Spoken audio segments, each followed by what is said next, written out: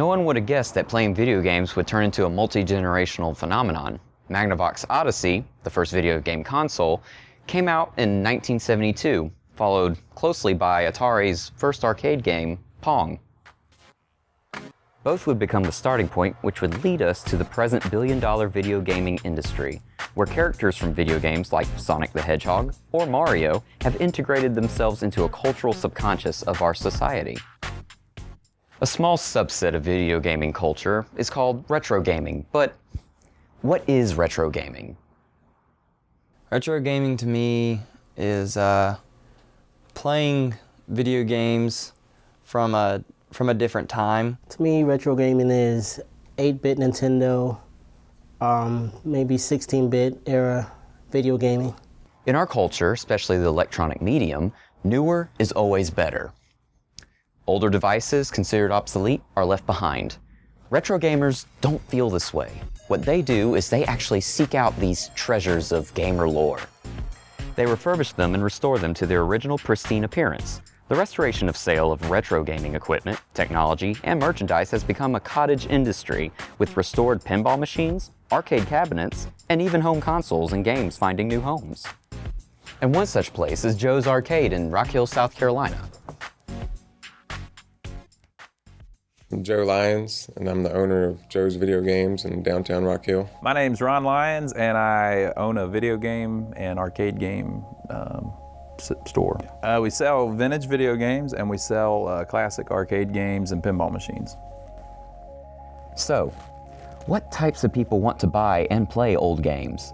We do two different things. We've got classic video games and classic arcade games, so we kind of get a different mix of people for that. For the video games, typically you have people from their late teens to maybe their mid-30s come in for the classic video games, and for the arcade game side of it, you typically get probably people from their mid-30s up to maybe 50, just depending on the type of arcade game that they're looking to purchase. And why would people want to play retro games? Kind of one of those nostalgia things where you would just want to be, I guess, remember your youth a little bit. And I played a lot of hours on the game, and it's just one of the games I remember that was a lot of fun. And we had competition with friends and that type of thing, so it kind of brings back memories of things I used to do when I was younger. I think people just miss the good times, you know, the nostalgia factor of it all. In these arcade games, it's like when you hear a song, it takes you back. You're like, oh man, you know, I remember I was playing Mario, Donkey Kong, stuff like that. And, you know, it does give you that young feeling. I don't necessarily think I would call it nostalgic. Video games have always been in the peripheral of my life. People are always going to have nostalgic feelings for a console they played when they were a kid. I like the hanging thread of the game over. It makes it more intense because you're like, oh, I can't die, as opposed to when you're playing an emulator, like, oh, if I die, I'll just restart right there, you know. I think it's for a kid that's, you know, used to these certain games now with all, you know, the complexity of it all, and they think that's hard. A lot of the games back then, to me, were more challenging because you didn't have the internet as assisting you through certain things. Games like Mega Man 1, hard. It's almost impossible to play, you know, but, you know, if you stick in there and you know, get through it, and yeah, nice challenge. On the retro game style, you have to memorize the screens, and you're severely punished if you make one mistake. And there's no instant respawning right there. You have to start that whole level over again. You have to use your abilities to solve problems, use your intelligence to actually beat a level. And it's just like life. Simple games that it challenges you, but at the same time, it's more enjoyable. You know what I'm saying? Was always a sci-fi nut anyway, and this kind of gave you that kind of feel where you cross that line into the sci-fi arena, and then also got it in the gaming where you had a little bit of a challenge. And for as much as money as I put in there, I could have bought this thing, so. Specifically with Nintendo, it was better than Atari. The graphics were better, but it wasn't too complex, you know. I like the colors, and like I said, I like the music. So yeah. It would probably be Golden Axe 3. I thought it was really good looking for its time, and the detail level that they gave to like cave walls or castle walls and things like that, it really helps you navigate that 2D world. You can make an argument that some of the older games were actually really fun because they didn't have the graphical capabilities that they do now. So if a game comes out now, graphically, you know, they can make it look almost photorealistic, and that's really cool. So they kind of lean on that. But the older games, they couldn't do that, so they had to really lean on making the games fun, or you wouldn't play them because they sure didn't look, you know, graphically there weren't anything special. So I think a lot of the older games actually were really fun compared to some of the newer ones. So I think that a lot of people have caught on to that over the years. So they've heard about these games that came out before they were even born, and they'll check them out because of that. The older games, there's so many varying and like abstract ideas. And plus I feel like there's a aesthetic that goes with it. People like to play that because it's retro, you know. It's more personable because you're kind of encapsulated in the machine, and it brings you closer to the game, I guess. Plus, I think you get more motion and everything. At least, you know, I really get into it with, you know, trying to, you know, move the controls and all that stuff. I don't know how it holds up to the beating it takes, but it's built pretty well. I feel like a lot of the thing about retro gaming is the feel of the controller, the blowing out of the cartridge and putting it in, and I want to experience the way it was meant to be experienced, you know? Like when they released games like Super Mario back then, that's how they meant it to be played, with 2 buttons and then the diagonal, the D-pad. Yeah, you kind of get the same feel for it on the keyboard because you got like WSD and then the whatever buttons they want to assign to it, but I just feel like it doesn't have the same feeling about it, you know?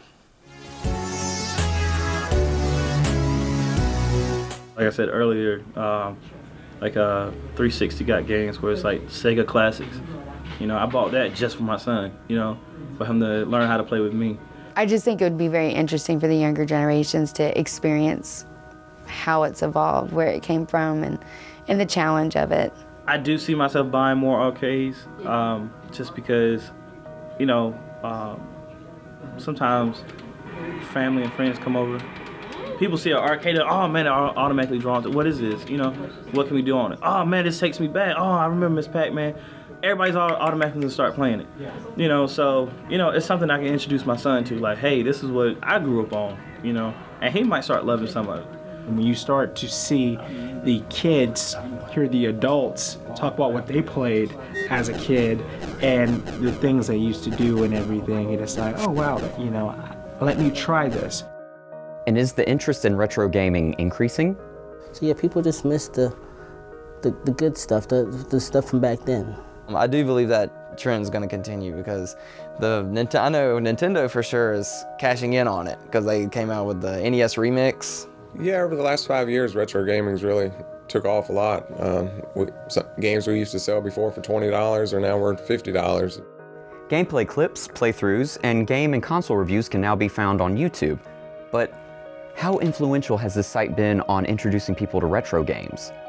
Kids are growing up now, and a lot of times they'll watch a video or something on YouTube that they think's fun, and they haven't even played those games, and now they want to go back and experience them all. One reason is they just heard stories from people, maybe their parents or their older brothers. The biggest YouTuber right now is a Let's Player, where they sit down and they play the games and they just commentate it. I've seen a Let's Play video and I'm like, oh, I want to get that game, so I come down here and I get it. Have retro games influenced modern gaming? I'd have to say, if any retro game affected newer games, maybe Legend of Zelda for Nintendo. Because in Zelda, you could venture out and put a bomb up against just a random wall and it would open. And there'd be a pig guy in there and he'd give you money. Games from the Mega Man series, because of the music and because of the graphics, influence a lot of the games that are out there now. Personally, that's my favorite series of games is the Mega Man series, Mega Man 2 and especially Mega Man 3. I'd say Mortal Kombat. You know, when Mortal Kombat first came out, I never forget Christmas Day, plugging it up, playing with it. Then my cousin comes over, he takes the controller and he goes, A, B, A, C, A, B, B. and I just heard the screen say, "Get over here!" And I'm like, "What the heck is this?" Then we start playing the game, and as he's punching me, there's like big tears of blood leaving my head. Even now, you know, you play these games, their blood is more realistic.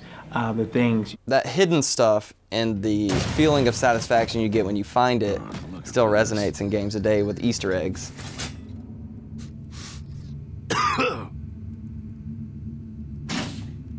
Who wants toast?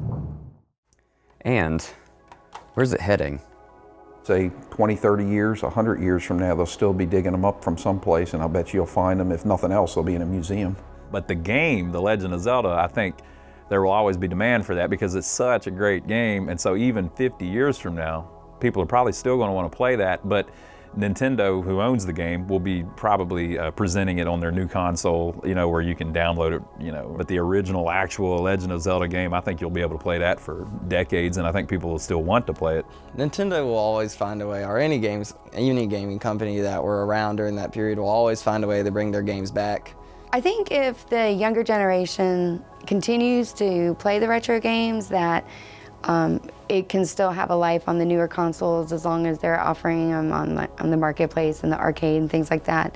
And definitely the hardware won't be here like the old consoles. I think it may level off eventually where the actual games themselves are still popular, but as far as people chasing down the original cartridges and stuff, that may level off. Definitely. I have some friends that have children that are playing them right now and all, and I think they'll remember that from their childhood and want to carry it on. So yeah, I think it'll be around.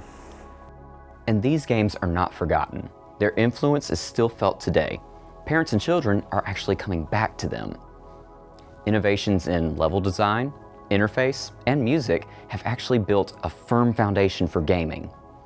And even though the hardware is hard to find these days, the games will always be in our hearts. And more will discover them every day.